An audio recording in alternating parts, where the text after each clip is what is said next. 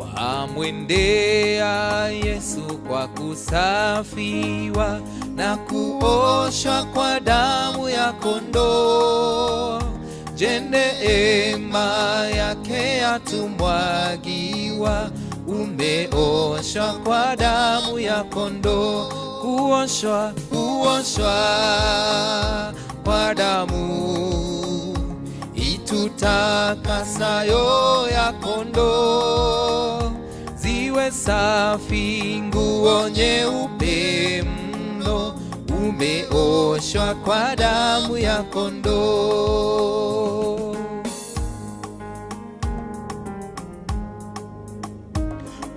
Wamwandama daima mkombozi na kuosha kwa damu ya kondoo, yako kwa msulubi wa Maka.